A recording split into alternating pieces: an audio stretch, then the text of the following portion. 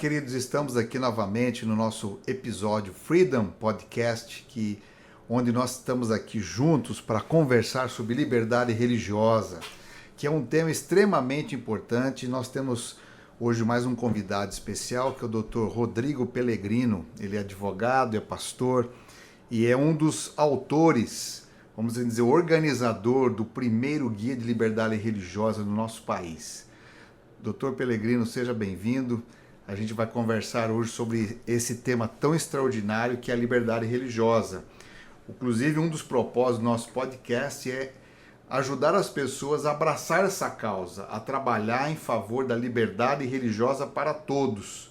E a gente fica muito feliz de ter jovens professores, profissionais do direito, da fé, da religião, que também se levanta com uma voz ativa na sociedade, proativa, para trabalhar nesse conceito da educação em prol da liberdade religiosa, conhecer seus direitos, os seus deveres, e a gente se sente muito agraciado com a sua presença aqui.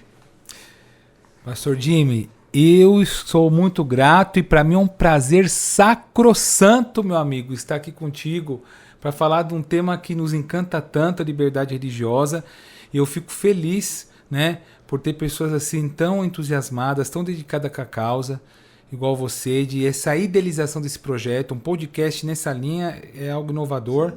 E com certeza a fluidez, a maneira que eu acredito que os temas são abordados aqui vai ser uma luz aí, né, para o nosso público apreciar. Exato. Olha, doutor Rodrigo, é o seguinte, a liberdade religiosa, ela tem vários tipos de abordagem, mas você utilizou algo extraordinário no livro, que é conceituar a liberdade religiosa com uma analogia muito simples, exatamente para que a gente possa entender não somente a raiz da liberdade, a importância desse alicerce, mas também as suas implicações na sociedade. Como é que você conceituou liberdade religiosa no nosso material aqui do Guia da Liberdade Religiosa? Olha, Jimmy, meu querido, eu vou te contar uma fofoca santa. É o meu testemunho. O guia, a ideia de organizar, de elaborar um guia, veio justamente com a ideia da árvore da liberdade religiosa. Por quê? Quando nós estamos ali nos estudos, né, na época que eu estava fazendo mestrado em Direito, quando estava fazendo a pesquisa, eu achei uma teoria que foi apresentada pelo jurista Paulo Adragão. Ele trouxe essa teoria da Alemanha, que na realidade, nessa teoria dele, que é a tese doutoral dele, né, ele fala sobre os fundamentos da liberdade religiosa. Ele coloca 3 fundamentos ali, que é a questão da laicidade, da isonomia, né, igualdade, e da tolerância. E ao estudar da maneira que ele colocou isso, eu me encantei e falei, pera um pouquinho, eu estou vendo aqui 3 galhos, sustentáculos dessa liberdade. E aí um outro galho, né, que não veio dele, que é a autodeterminação, e começamos a encaixar. Peraí, esses são os galhos da sustentabilidade. Mas a cabeça começou linkando com outros aspectos. Tem uma raiz, que seria o sustentáculo da árvore como um todo. Uma árvore tem a ideia de dar os frutos. Então, aí veio essa questão. Montamos aí essa aplicação, essa tese, para poder explicar a liberdade religiosa como uma árvore, para deixar algo mais prático, mais lúdico, mais apalpável, né? Para aquela pessoa que for apreciar o conteúdo, tentar entender o tema. Então, veja só. Se a gente for, ao entender aqui o conceito da árvore aplicado ao conceito de liberdade religiosa, toda árvore ela é uma semente que é colocada, a semente ela morre para poder frutificar uma árvore. Aí você tem a raiz. Segundo essa aplicação, qual seria a raiz da liberdade religiosa? O que dá essa fundamentação para a liberdade religiosa? Olha, pergunta sensacional. Vamos pegar o parâmetro da Constituição, né? Em linhas gerais, a Constituição é o documento maior de uma nação que tutela, defende direitos e liberdades fundamentais. Nós vemos aqui, vamos pegar a nossa Constituição brasileira, o que ela diz? Que um dos fundamentos, ou melhor, o fundamento mor da República Federativa do Brasil é a dignidade da pessoa humana. Então, a dignidade é o fundamento. É muito mais do que um direito, é um mega princípio. Então a raiz, ela que pega os nutrientes do solo, né? E alimenta toda a árvore, e ela que dá o grande sustentáculo, ela que mantém a árvore rígida, forte, de pé.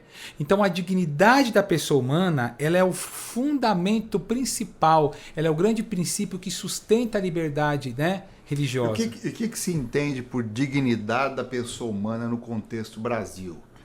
Eu sei que existe, logicamente, as Nações Unidas, ela defende um direito de igualdade, defende a proteção do ser humano, que é algo que já é meio inerente em nós, né? Desde nós entendemos que o ser humano ele veio criado com uma imagem e semelhança de Deus, Deus já estabeleceu o senso de dignidade humana.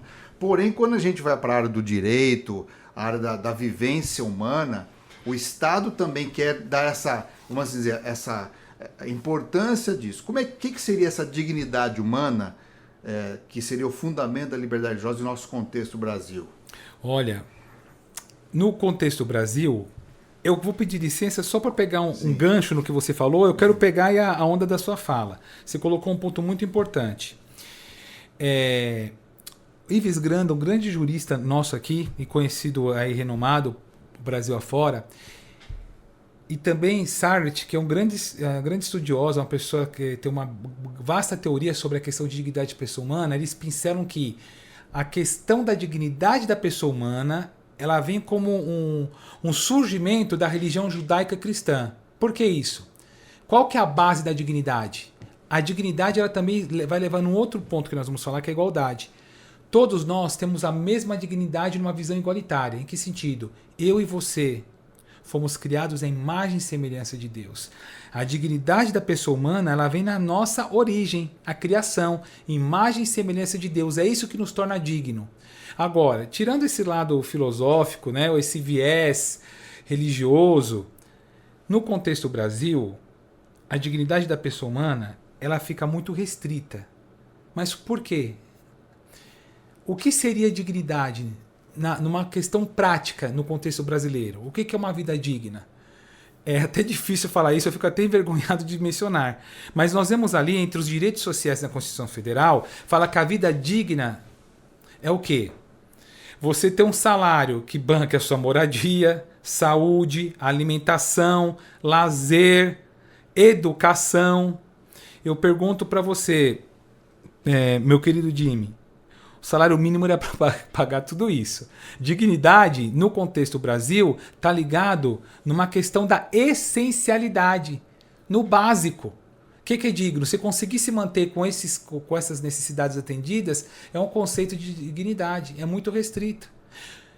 No aspecto da liberdade religiosa, na esfera da lei, pelo menos teórica, você poder expressar a crença, a consciência, exercer seu culto, envolveria um dos aspectos da dignidade, né? Que é um aspecto existencial. Seja, o direito do ser humano escolher expressar sua fé, sua crença, o direito dele poder assistir um culto, uma casa de adoração, enfim, isso faz parte também da sua dignidade humana. Exatamente, é a dignidade para essa ideia de raiz da árvore que vai sustentar esses elementos que são direitos, né, que se desdobram da liberdade religiosa. Isso me vem uma coisa em mente. Veja só, a gente tem alguns parâmetros na sociedade que às vezes nos incomoda.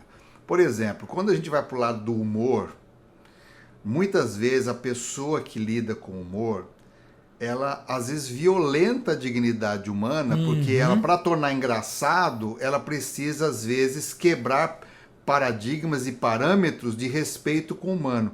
Como é que a gente conseguiria harmonizar um país com liberdade de expressão dentro do humor e a dignidade humana? O que a lei da liberdade religiosa pode proporcionar para o cidadão? Essa educação de onde ficaria essa linha de respeito à dignidade humana dentro de alguns projetos de humor que a gente tem no país, por exemplo? Olha, na minha visão, dentro do que a gente vê, eu acho que uma coisa básica, né? Diz que o direito, o meu direito começa onde termina o seu, né? E nessa linha de humor, a gente tem que respeitar os limites, que eu acho que justamente a questão bate na questão da dignidade. Em que sentido? Nós vemos aí que muitos humoristas esculacham as religiões, né? Justamente nesse ponto que você colocou, né? Eu não lembro agora o programa, que eu até vi um podcast de humorista, ele ali arrebentando o cristianismo, mas tirando onda do cristianismo, bagunçando até com o judaísmo, e eu lembro que ele tirou até alguns pontos bem frágeis das religiões de matriz africana, entrando nesse limite. O humor, isso que você falou, ele explorou, preciso derrubar isso. Eu acredito que esse limite, né, do humor, o basilar seria a questão do respeito. Além de que, você vê, lógico que a religião é importante no nosso contexto aqui, mas a gente vê também a exploração da mulher, a exploração das pessoas que enfrentaram algum tipo de deficiência física. Você vê, por exemplo, até mesmo as pessoas que optam por viver a homossexualidade, eles por muito tempo foram humilhados. E outros casos, por exemplo, você vê hoje na sociedade um certo desrespeito com a figura do pai. Então, assim, quando a gente fala que a dignidade humana ela é uma raiz para todos os relacionamentos, inclusive da própria liberdade, está na hora da sociedade repensar alguns tipos de padrões e procedimentos onde a gente às vezes violenta eles em nome de uma alegria passageira, de uma risada, de um conceito onde a dignidade humana ela é manchada.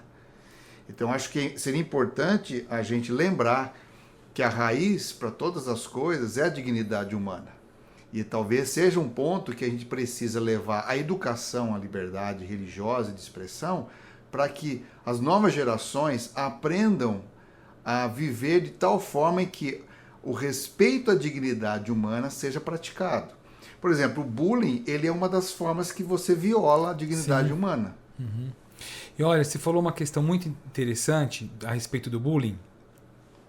O bullying, na violação da dignidade humana, ele entra numa categoria de violência simbólica.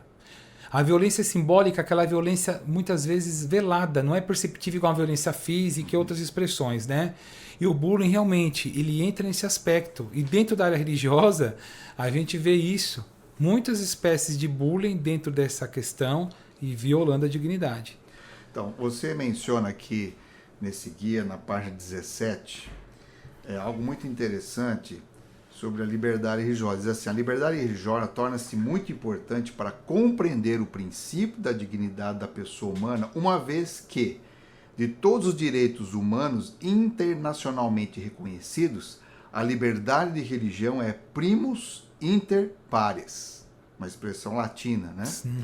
A liberdade religiosa, você cita aqui, não é apenas um entre os demais direitos humanos. Pelo contrário, é o direito mais fundamental, porque a dignidade da pessoa humana tem a primeira fonte na relação essencial com Deus, Criador e Pai, cuja imagem e semelhança foi criada, dotada de inteligência e de liberdade.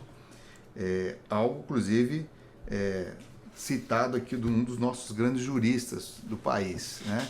Então, veja, diante disso, no conceito da árvore, você tem então a raiz, que é a dignidade humana. Agora você tem o tronco, a formação disso, e tem os galhos. Qual que seriam esses galhos da árvore dentro do conceito de liberdade religiosa? Maravilha. Então, como você bem citou um trecho aí, meu querido, a questão da dignidade, então seria a raiz, que é o mega fundamento, é o sustentáculo geral. Só que imagine assim, qual que é o objetivo de uma árvore? A gente se deliciar com os frutos. E o que sustenta os frutos? São os galhos. Os galhos seriam subprincípios ou subfundamentos. Seriam fundamentos que se desdobram da dignidade da pessoa humana. Então, esses galhos, sendo esses subprincípios ou fundamentos, eles vão sustentar os frutos, que é o objetivo final, vamos dizer assim, de nós vermos a liberdade religiosa. Então, nesses galhos, como subprincípios ou fundamentos, nós vemos o que eu mencionei a princípio, que foi da onde surgiu a ideia da árvore da liberdade religiosa e até a ideia de organizarmos o material do guia, que é a isonomia ou a igualdade. Isonomia é um termo jurídico para se falar de igualdade. Nós temos na lei uma coisa chamada igualdade formal, que todos são iguais perante a lei. Esses princípios que nós estamos vendo aqui, esses galhos, e isso está na Declaração Universal dos Direitos Humanos, que o pós-guerra vê aquela questão de constitucionalização para poder promover direitos humanos e garantias fundamentais. E na nossa Constituição tem a réplica disso. Isonomia. Todos são iguais perante a lei. Então, um exemplo. Eu sou um sabatista. Eu tenho que respeitar o dia de guarda dos dominicais, o período sagrado de oração dos muçulmanos na sexta-feira, os dias de culto das entidades das religiões de matriz africana, a igualdade, a reciprocidade. Igualdade é um dos fundamentos que sustenta, né? Nós temos que ter isso. A questão, também outro galho que nós vemos aí, a questão da tolerância. Uma vez, numa das aulas da querida professora Eunice Prudente, ela ministrando ali uma palestra na USP, universidade que ela é professora, trouxe sobre a questão da tolerância, entrou um debate entre os alunos. Tolerância é a melhor forma para você viver na igualdade? A tolerância seria a questão da suportabilidade, né? Paulo diz lá em Romanos 15 que nós devemos suportar, né, uns aos outros. Tolerância, ainda que eu não vou fazer parte daquela fé, eu não vou aceitar aquilo como meu ideal de vida, mas tolerância ela implica o respeito. Eu vou suportar mais no respeito, no teu conflito. Então a tolerância seria um segundo galho, né, na convivência harmoniosa. Isso seria importante, porque às vezes, veja bem, nós vivemos num país, e principalmente no mundo ocidental, onde nós temos o Estado de Direito, nós temos a democracia como, vamos dizer assim, algo que é inerente para todos, e às vezes as pessoas não conseguem ter uma boa compreensão do que é democracia. A democracia nos dá o direito, no mundo ocidental, de convivência com múltiplas religiões, múltiplas ideias, conceitos, práticas, desde que haja o respeito aos limites estabelecidos. Então, às vezes, alguns desejam que somente a supremacia do seu conceito, da sua ideia, da sua ideologia, possa sobrepor a todos. Isso não é democracia. Na democracia, inúmeras ideologias têm o direito de expor suas ideias, mas o Estado não pode usar uma delas para sobrepor as demais.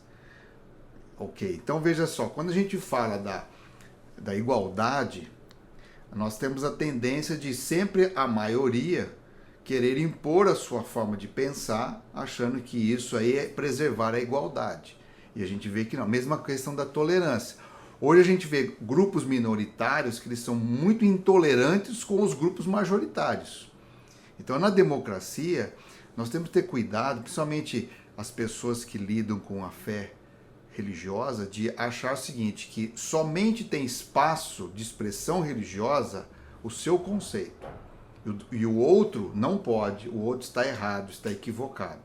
Então, na democracia, nós entendemos que todos têm esse espaço. E às vezes, para alguns religiosos, eles têm dificuldade de assimilar isso. Eles vão dizer assim, não, mas o país está perdido, nós estamos sem rumo, por causa da pluralidade a pluralidade religiosa. Não é questão de estar perdido, isso é a prática da democracia. Ela não subentende uma religião sobre todas, ela dá oportunidade para todos, correto? Seria esse o conceito.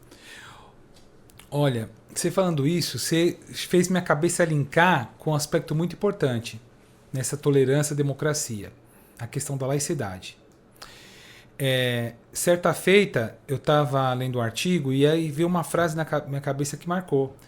Aonde não existe laicidade, o Estado não é laico, não pode ter uma real democracia. Não pode ter. Porque há uma imposição. Né? Nós vemos países que têm religião oficial, a religião, de certa forma, ela é sufocada. Por exemplo, Portugal. Como é que nós podemos aqui explicar? Há um certo escalão para grupos religiosos.